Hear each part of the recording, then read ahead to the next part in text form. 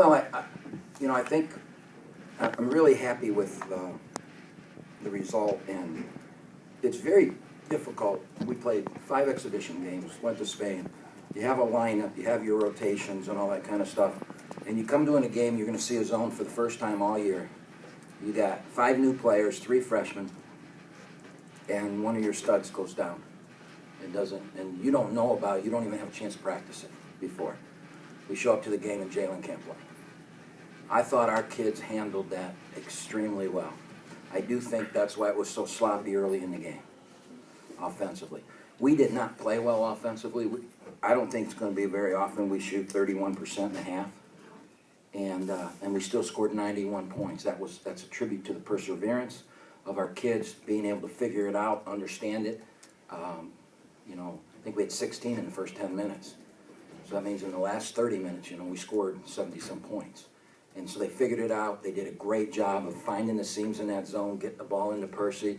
We put some special sets in for them. We ran it. They executed it. And we came out of the half and got 2 straight easy layups out of quick sets.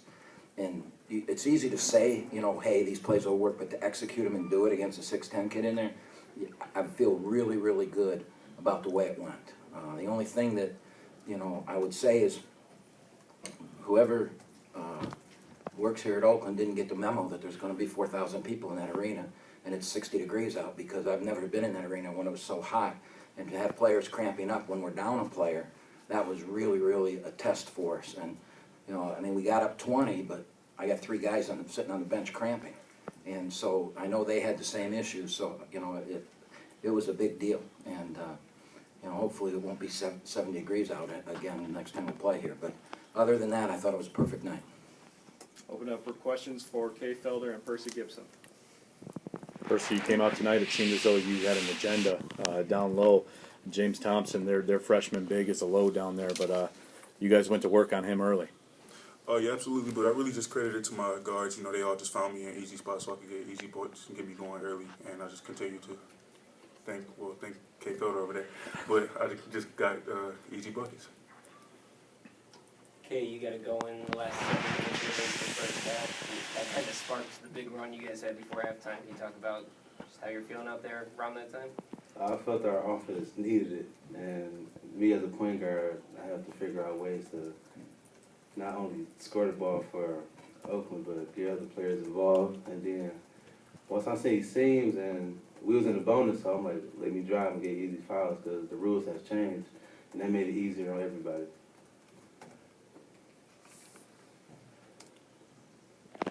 Percy, can you talk about your first regular season game here? You just come out, big numbers tonight. Oh, yeah, definitely. I just really feel good to be back, hometown, just able to make stuff happen in front of the people I love. Any more questions for the players? Okay, you talk about how Percy kind of gave you a good option and get in that zone. Once you drive, you kind of find him. Just kind of talk about Percy's game today. Just being in the right spots at the right time, man. Percy can make it with the left hand or right hand. He was finishing with either hand tonight, and that's big for us. We're going to need that all year. Anything more for the players? Okay, appreciate the time. If you guys can hang around and talk to Catherine back there, I really appreciate that. Thanks. Coach, did they flip the switch on their own, or you saw that the shots weren't falling from outside? Well, I think we went little. We moved Sherrod and we went little, and then we did. Kate started, instead of settling for the 3, we started driving the basketball and getting to the free throw line. Then we got us some juices going, and we got a couple steals. Even though we went out of a press, we still kept the full court thing, and then we got after them man to man. We got some steals and some turnovers, and that's what, that we turned them over 19 times. And that's what really sparked that. And we made our free throws, 21-24, I think we're 13-14 at halftime. And that was huge. So, that was the good thing. One of the things, our freshmen tonight played like freshmen for the first time. We played 5 exhibition games, 3 against men in Spain, pros. And I was amazed at how they played. But this first time they played in front of a full house. This is the first time they played where it counted. and they played like freshmen, and they had the look in their eyes. You know, Brad came out, fouled, 2 fouls right away. Cumberland hit the side. Cumberland's an unbelievable shooter. He hit the side of the backboard. Xavier was thinking he was going to redshirt, and then because of what happened with Jalen today, all of a sudden he's in the game. And, you know, so he's standing around starry-eyed. So our 3 freshmen really, really played like freshmen. But our transfers, they both had double-doubles. That's pretty impressive for their first team. So, you know, other than the gym being 400 degrees, like I said, it was a heck of a night. Coach, what about Sharon Dorsey Walker? I mean, he provides something that not a lot of teams, not just in the Horizon League, but not a lot of teams have, that 6'4" do-all guy. And when he's feeling good like he was tonight, he started making, you know, confident jump shots and that. Made some threes for us. You know, the only thing he did is late in the game, I think, he didn't understand down and distance very well, you know, and that's just got to learn that. That's my job to teach that. But, you know, trying to force something with a 16, 15-point lead, we really got sloppy. And we didn't understand down and distance. And even though we're a running team and we want to go, you know, on 3rd and 17, you don't have to throw the bomb. You know, you can throw it, get 10 yards and punt. You know what I'm saying?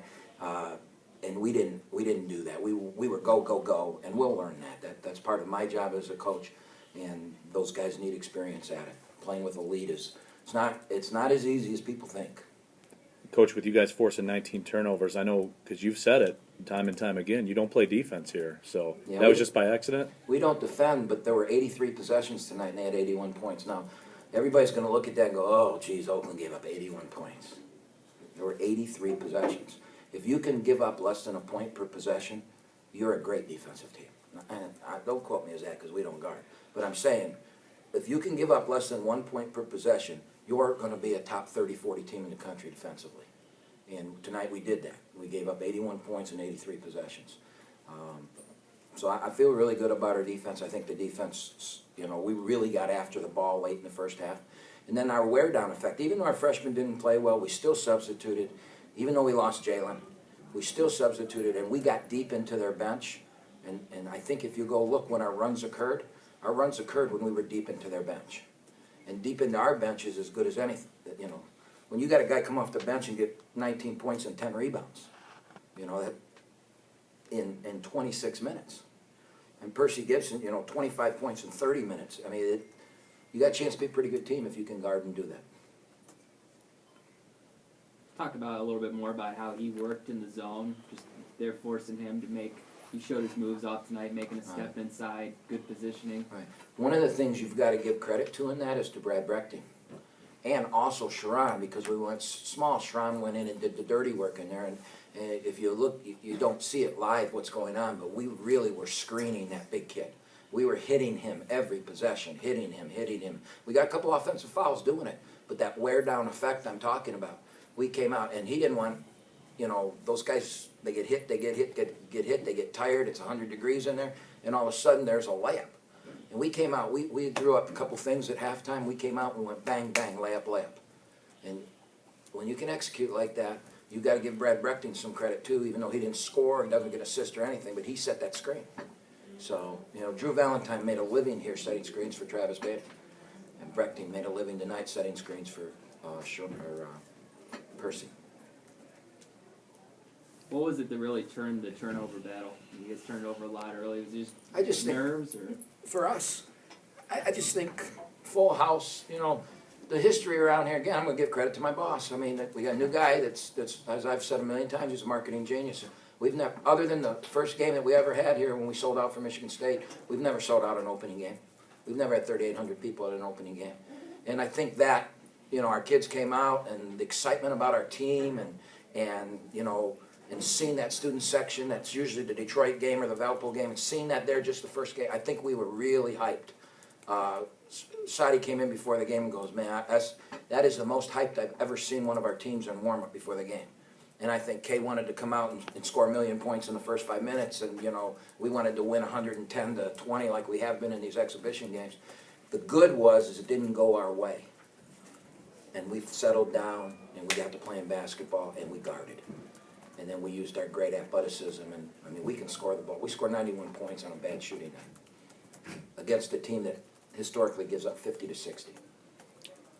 Coach, what Was this maybe a good time to find out what it looks like without a guy like Jalen? Kind of force you to use that depth more. It's never a good time for that. You never want to see that, and especially when you don't know how he did it. I mean, he's just, you know, he tweaked it a little bit over the weekend, but he had great practices this week, and then he just woke up and he couldn't walk.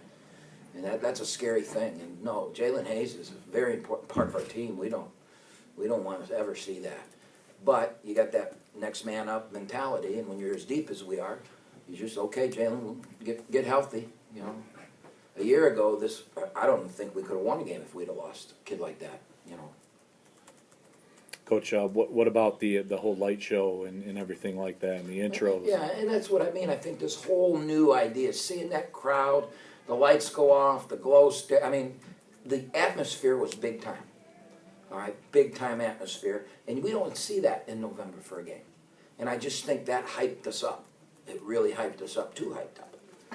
But it was good for us because that's how we're going to make that. We're going to play so well that we're going to make it like that every time we play in here. I hope. Any more questions for Coach? All right, appreciate the time. Thank you.